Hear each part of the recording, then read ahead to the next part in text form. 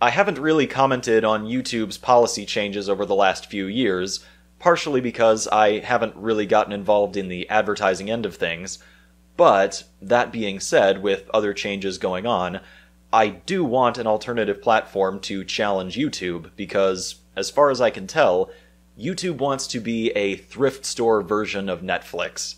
They want donated content, but they want advertiser-friendly, family-friendly, donated content, whatever that means on any given day, which really goes a long way toward taking the you out of YouTube. Now, I don't know which other video sharing site, if any, would be capable of replacing YouTube at this moment, but I think I've managed to frame the problem rigidly enough and define it specifically enough to know what a good alternative platform would need to look like. The way I see it, there are three main problems that an alternative platform would need to overcome. Number one, the problem of legacy. For creators, the problem of legacy is, but all my stuff is there! Indeed, this is actually part of the reason why I haven't deleted my Facebook yet. It has all my old photos and all that nostalgic stuff that I just don't want to lose. And for viewers, the problem of legacy is the fact that this website has so much stuff, so much accumulated shit over the years, I wouldn't even think to look anywhere else for, I don't know, Johnny Cash Ring of Fire karaoke with lyrics. I myself still go to YouTube when I'm looking for a video. I don't even go to Google Video like I used to, like a lot of us did back in the day. And there's a good reason for it. It's like if you need personal advice, you don't go to some teenager, you go to someone who's older with more experience, who's got more accumulated stuff. So that's the problem of legacy. Number two, the problem of marginal improvement. The problem of marginal improvement is the fact that even if you invent a product that is technically better than its competitor, that is not always enough for it to catch on. The improvement has to be big enough for people to not only give up what they're used to, but even for people to notice and care about this new product in the first place. One example that I've seen is a drawstring bag from years ago on Kickstarter. This drawstring bag was an improvement over normal drawstring bags. The innovation was that if you pull on the strings on one side, the strings on the other also are spat out, so that the strings are never uneven. And that was clever, that was a good improvement, but it honestly was not enough for me to really give a shit. I didn't even own a drawstring bag that I would have to throw out and replace. It was just like, I mean, it's good, just not good enough. And incidentally, the Kickstarter had failed. Now, getting back to YouTube specifically, I think the problem is actually fairly similar.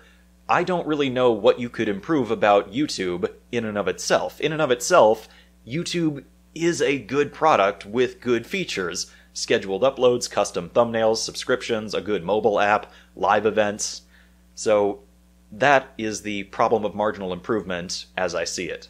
And finally, number three, the problem of, and you'll have to forgive me, the problem of attracting normies. I would argue that this problem actually underlies the previous two problems. What I mean by that is, any alternative platform would need to overcome these first two problems by a large enough margin to get normal people to migrate there. For better or worse, most YouTube traffic is not this kind of alternative media or social commentary vlogs. Most of it is music videos, ping pong trick shots, Charlie bit my finger, cat videos, water bottle flipping, and incestuous midget porn, and the evolution of dance.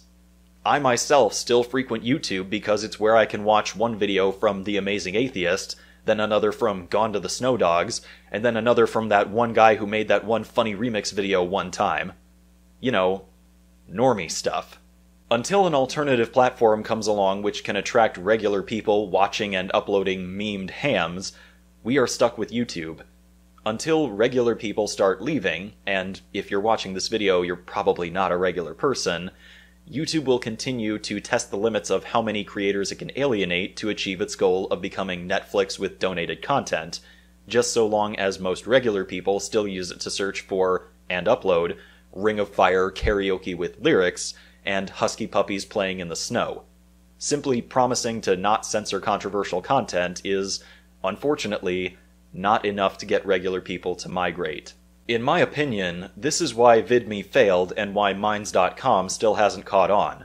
It's the problem of legacy and the problem of marginal improvement, which basically mean that regular people have been given no good reason to change.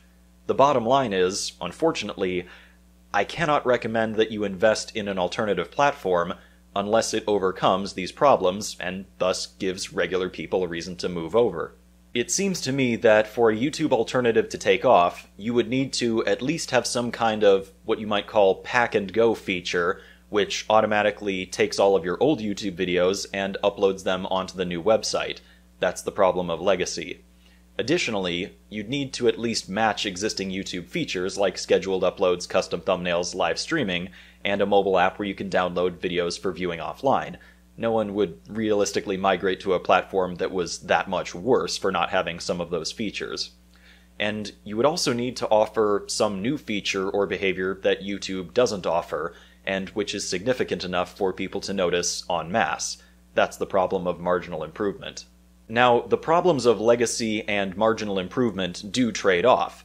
People are more willing to abandon their legacy if the new functionality is superior enough. I mean, take a look at the historical transition from black and white television to color television.